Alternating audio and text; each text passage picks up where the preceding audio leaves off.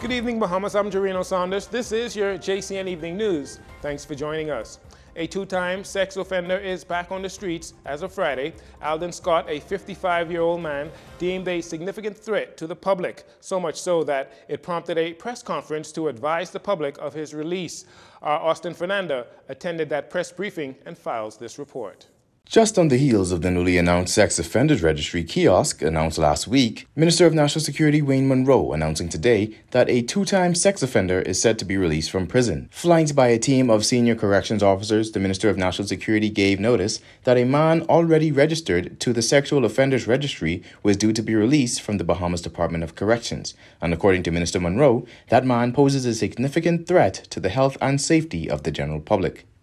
This is an offender who has shown no age preference in victims. His history shows offenses against a child of 9, a young woman of 17, and while in the correctional institution, behavior towards adult females. The registrar of the sexual offenders list and the commissioner of the correctional institution deem him a significant risk to public safety. I have viewed their submission to me. I've heard the offender, and I have determined that he is a significant risk to public safety, and so I'll be directing public notification of his release. I will be directing that that be done by the Royal Bahamas Police Force over their social media assets, and we will be also looking at other means of public notification.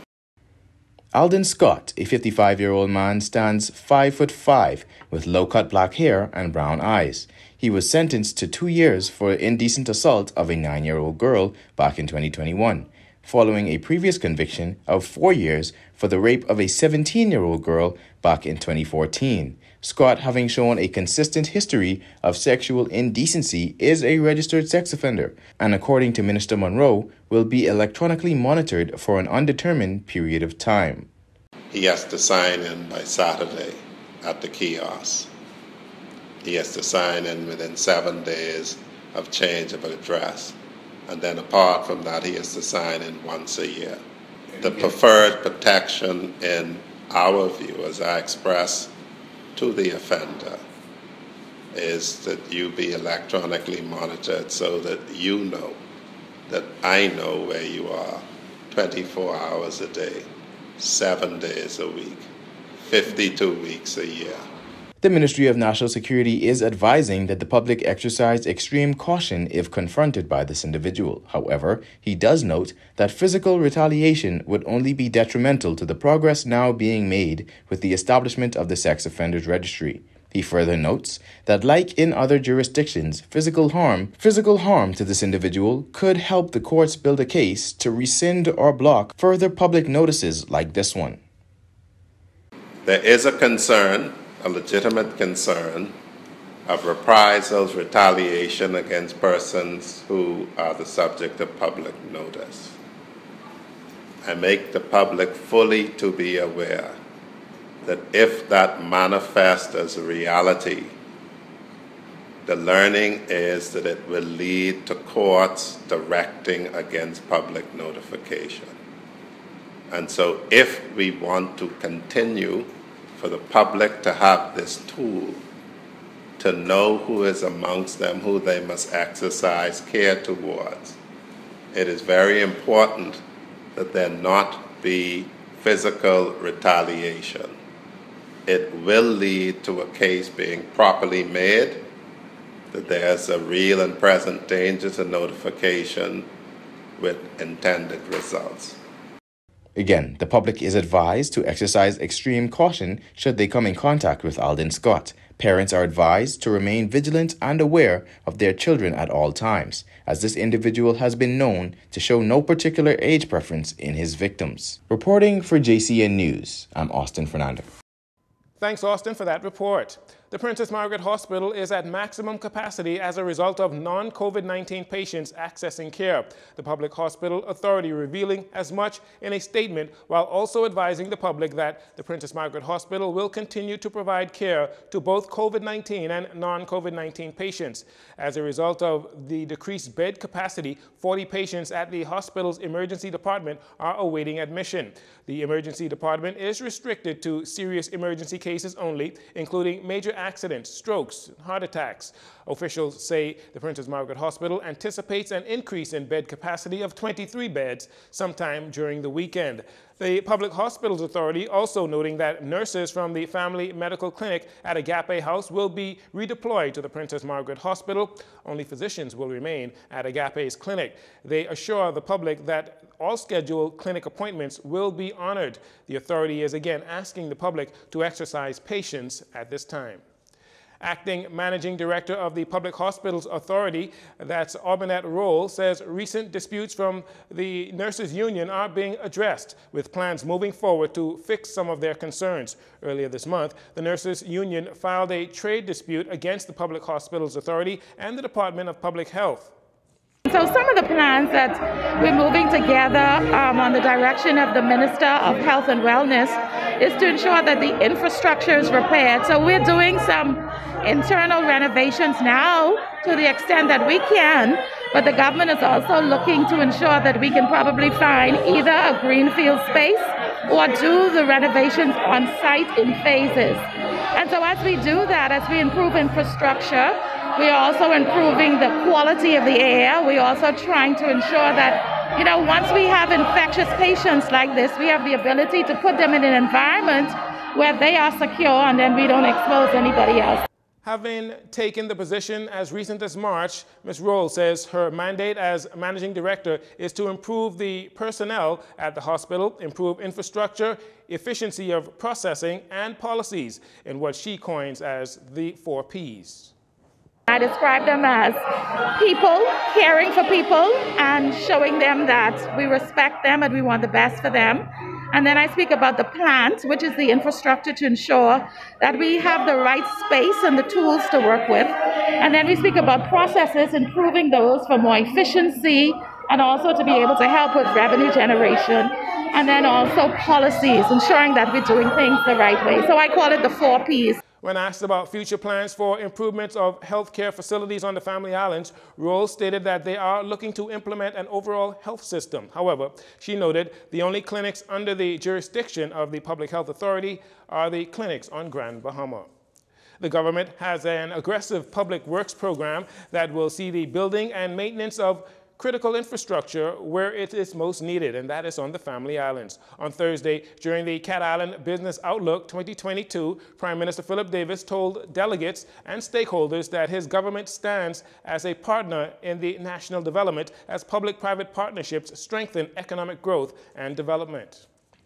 The maintenance of current and the construction of new public infrastructure and superstructures represent critical support services and investment opportunities through public-private sector partnerships to buttress economic growth and development. My government appreciates this and has an aggressive public works program. Seawalls, bridges, schools, clinics, hospitals, docking facilities, harbors, and airports have to be built and maintained to support new business developments. We must learn from the painful lessons of the past. The Cat Island, Rum Cay, and San Salvador Member of Parliament says the islands have suffered particularly when it comes to proper health care and airport facilities, adding that we must learn from the painful lessons of the past. The government did provide a suitable airport to facilitate the requisite airlift into San Salvador to support the anchor resort there, Club Mediterranean. Regrettably, the government fell down in its public obligations and failed the people of San Salvador in its inability to complete the construction of and open a suitable healthcare facility on San Salvador, especially as COVID became an increasingly formidable existential public health threat.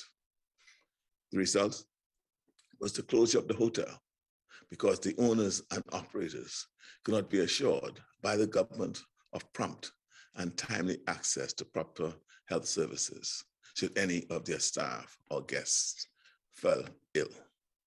Prime Minister Davis contends that as plans and strategies come together, politics should not become a stumbling block to progress and growth in the country.